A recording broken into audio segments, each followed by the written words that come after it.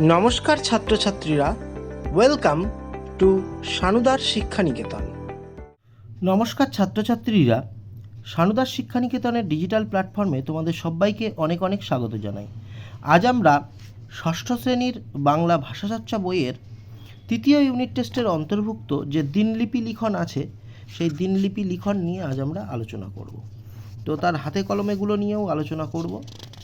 তো প্রথম যে দিনলিপিটি আছে হাতে কলমের, সেটা নিয়ে আজ আমরা আলোচনা করব। আমাদের আজকের আলোচ্য বিষয় হলো তোমার জন্মদিন। তো তার আগে দিনলিপি সম্পর্কে কিছু কথা তোমাদের জানিয়ে রাখা ভালো, যে দিনলিপি লেখা মানে হলো সাল তারিখ উল্লেখ করে প্রতিদিনের ঘটনাবলী পরম্পরা মেনে লিখে ফেলা। যদি নিষ্ঠার সঙ্গে দিনলিপি লিখতে হয়, তাহলে দিনের শেষে একটা নির্দিষ্ট সময় স্থির করে নেওয়াই ভালো। কেননা একদিন, দুদিন, 3 দিন পরে লিখতে বসলে দেখবে অনেক ঘটনাই আবছা হয়ে গেছে কিংবা ওলটপালট হয়ে গেছে। যেটা ইংরেজিতে বলে ডায়েরি লিখন, সেটাকেই বাংলায় বলে দিনলিপি লিখন। তো এই দিনলিপি লিখনের যে শেষ যে পাতায়, অর্থাৎ হাতে কলমে বিভাগের প্রথম যে দিনলিপি লিখনটা আছে, আজ আমরা আলোচনা করছি। নিচের দিনগুলি তুমি কিভাবে কাটিয়েছো দিনলিপি আকারে লেখো। প্রথম যেটা আছে সেটা হলো তোমার জন্মদিন, এইটা নিয়ে আজ আমরা আলোচনা করব। তো এরপরে আমরা ক্রমানুসারে আরও যে বিষয়গুলো আছে সেগুলো আলোচনা করব, কিন্তু আজ আমরা আলোচনা করব শুধুমাত্র তোমার জন্মদিন নিয়ে। তো প্রথমেই বলে রাখি যে নিজের যেদিন চিঠিটা মানে দিনলিপিটা তুমি লিখছো, সেই দিনের ডেট উল্লেখ করবে।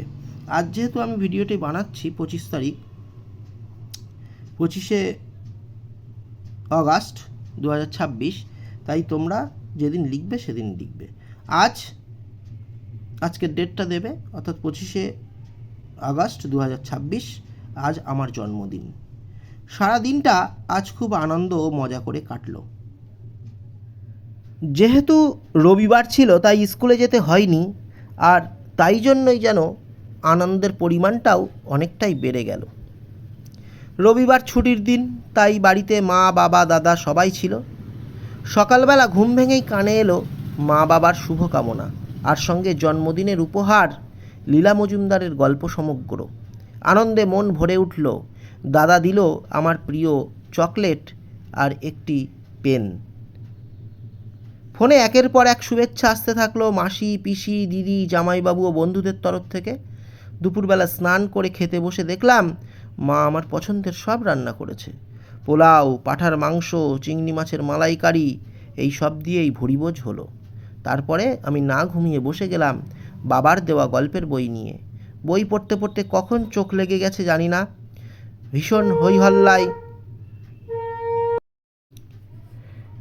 হই হল্লাই হঠাৎ ঘুম ভেঙে গেল। দেখলাম সারা ঘর খুব সুন্দর করে সাজানো হয়েছে বেলুন দিয়ে, আর দিয়া, মলি, পিউ, অরিত্র সবাই এসেছে। আমার আনন্দ আর ধরে না। সন্ধেবেলা মাসিরা এলো কেক নিয়ে। 7টার সময় কেক কাটলাম, সবাই মিলে কেক খেলাম। মা পায়েস খাওয়ালো, সবাই নানা ধরনের উপহার দিল আমাকে। সবার সঙ্গে গল্প করতে করতে সন্ধেটা কেটে গেল। রাতের বেলা সবাই ফিরে যাওয়ার পর বসলাম উপহারগুলো দেখতে। দিয়া আর মলি একটা সুন্দর ফটো ফ্রেম দিয়েছে, যাতে আমাদের 3 জনের একটা ছবি রয়েছে। এটা আমার খুবই পছন্দ হয়েছে। আমি পড়ার টেবিলে ফ্রেমটা রেখেছি। সত্যিই দিনটা খুব ভালো কাটলো। আমিও 1 বছর বড় হয়ে গেলাম।